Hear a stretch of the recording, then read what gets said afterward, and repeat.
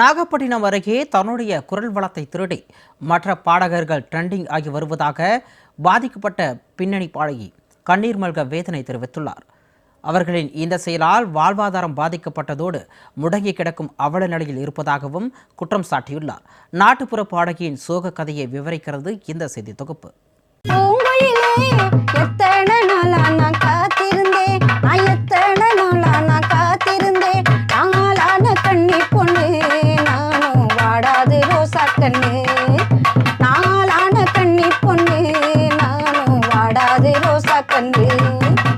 சமீபத்தில் இந்த பாடலை கேரளாவைச் சேர்ந்த சிறுமி ஒருவர் மேடையில் பாடியதால் யூடியூப், இன்ஸ்டாகிராம் என அனைத்து சமூக வலைதளங்களிலும் ட்ரெண்டிங்கில் உள்ளது.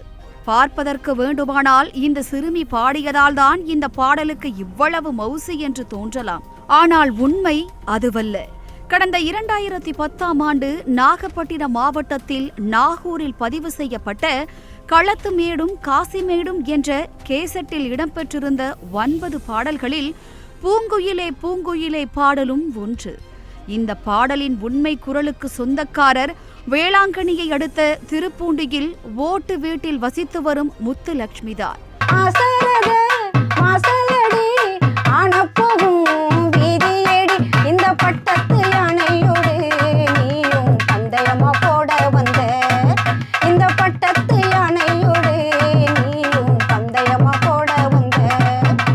பட்டி தொட்டி எங்கும் இன்று ட்ரெண்டிங் ஆகி முத்திரை பதித்தாலும் இவரின் வாழ்க்கை என்னவோ இன்றளவும் பசி பட்டினியில் வாடி கிடக்கிறது.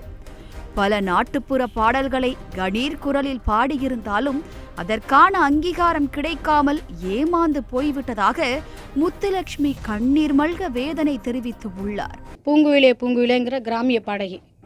நான் ஒரு 25 வருஷமாக பாடுறேன். கிராமிய பாட்டும் பாடுறேன், சினிமா பாட்டும் பாடினேன், எல்லா மேடைகளிலும் பாடினேன், விழிப்புணர்வு நிகழ்ச்சியிலையும் பாடினேன், டிவி நிகழ்ச்சி, வானொலி நிகழ்ச்சி எல்லாத்துலேயும் நான் பாடிக்கிட்டு வந்தேன் சார்.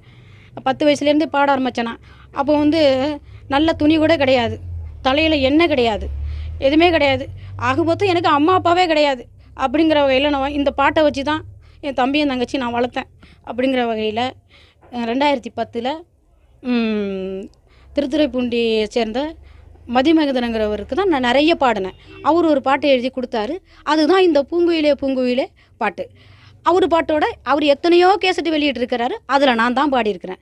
இந்த பாடல் வைரலான நேரத்தில் பல பாடகிகள் பாடி தான் பாடியது போலவே பாவலா காட்டினர். ஆனால் எதையும் கண்டுகொள்ளாமல் பூங்குயிலே பூங்குயிலே பாட்டுக்கு காரைக்குடியில் இருக்கும் கார்ப்பரேட் கம்பெனியில் கொடுத்து அதற்கான மாதத் தொகையாக 1000 முதல் 1500 வரை ராயல்டி வாங்கி வருவதாகவும் தெரிவித்தார். களத்துமேடும் காசிமேடுங்கிற கேசட்டு, சிடி கேசட்டு, அது பதிவு பண்ணணும் இடம் எதுன்னா நாகை மாவட்டம் நாகூரில் ஸ்டீரியோ வாய்ஸில் தான் பதிவு பண்ணணும். பதிவு பண்ணி அந்த பாட்டு 3 நிறைய இடத்துல ஒளிபரப்பானுச்சு. பெரிய பிரம்மாண்டமாக அது பப்ளிசிட்டி ஆணுச்சு. ஆனால் நான் யாருன்னு தெரியல. ஒரு 3 வருஷம் நான் வெளியில் வர முடியல. இதை பயன்படுத்திக்கிட்டு எல்லா பாடகையும் நான் பாடினேன், நீ பாடின, அப்படி பாடின, இப்படி பாடினேன்னு பாடினாங்க. பாடிட்டோம். ஆனால் இதுக்கு நான் இப்போ காரைக்குடியில் கார்ப்பரேட் கம்பெனியில் கொடுத்து இதில் ராயல்ட்டி வாங்கிக்கிட்டு இருக்கிறேன். மாதத்துக்கு மாதம் போட்டு விடுறாங்க. அது ஒன்றும் பெரிய தொகை இல்லை, ஒரு 1000 ரூபா 1500 அப்படி தான் வரும். இதை இப்போ கேரளாவில் இது பெரிய ட்ரெண்டிங்காக ஓடிக்கிட்டு இருக்கு இந்த பாட்டு. இந்நிலையில்தான் தன்னுடைய பாடல் கேரளாவில் இணையத்தில் வைரலானதை அடுத்து நாகையைச் சேர்ந்த சிலர் தன்னுடைய குரலில் வெளியான இந்த பாடலை அவர்கள் பாடியதாக சொல்லி தனக்கு கிடைக்கும் திருவிழாவில் பாட கிடைக்கும் வாய்ப்புகளுக்கும் தடை ஏற்படுத்தி வருவதாக வேதனை தெரிவித்தார். இதே நாகை மாவட்டத்தை சேர்ந்த ஒரு பாடகி போய் இந்த பாட்டை நான் தான் பாடினேன் அப்படின்னு சொல்லி திருநெல்வேலியில் அவங்களுக்கு ஒரு பிஏ வச்சுக்கிட்டு பூங்குயிலே பூங்குயிலே பாடல் புகழ் அப்படின்னு போட்டு என் பேரை போட்டு நான் தான் அந்த பாடகின்னு சொல்லி பாடிக்கிட்டு லட்சக்கணக்கில் சம்பாரிச்சிட்டு வந்துக்கிட்டு இருக்கிறாங்க. இன்றைக்கி எப்போயாச்சும் ஒரு கச்சேரி எனக்கு வந்ததுன்னா நான் போய் என்னை பூங்குயிலே பூங்குயிலே பாடகிங்க அப்படின்னு நான் சொல்லும்போது, இல்லைம்மா நான் ஃபேஸ்புக்கை தட்டி பார்க்கும்போது வேறு பாடகி பாடுறாங்க, நீங்கள் இல்லை, நீங்கள் ப்ரூவ் பண்ணையும் தேவையில்லை அப்படின்னு சொல்கிறாங்க.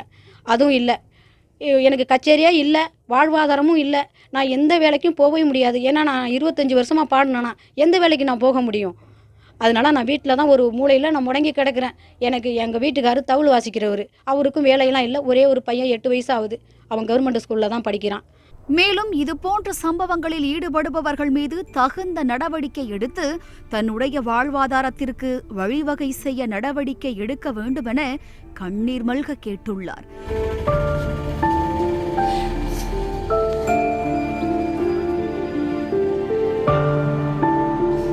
அதோடு தன்னுடைய குரலில் வந்த பாடலுக்கு சிலர் சொந்தம் கொண்டாடி பொய்யான பரப்புரை மேற்கொள்வதால் திருவிழாக்கள், திருமண நிகழ்ச்சிகள் உள்ளிட்ட விசேஷ நிகழ்ச்சிகளுக்கு தங்களுக்கு அழைப்பு இல்லாமல் இருப்பதால் கணவரின் தொழிலும் தன்னுடைய வாழ்வாதாரமும் பாதிக்கப்பட்டுள்ளது என சோகத்தை வெளிப்படுத்தினர்.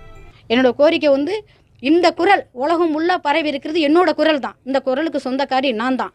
யாரும் பேனர் போட்டு பாடுறது, நான் தான் அந்த பாடகின்னு சொல்கிறது, அப்படி சொல்கிறது, இப்படி சொல்கிறதெல்லாம் வேண்டாம். பாடட்டும், யார் வேணுமானு பாடட்டும். ஒரு பாடகி பாடினாங்கன்னா எல்லாரும் பாட வேண்டியதுதான். அதுக்கு அவங்க தான் அந்த பாடகி அப்படின்னு உரிமை கொண்டுக்கிட்டு பாடக்கூடாது. அதுதான் சரி என்னோட கோரிக்கை.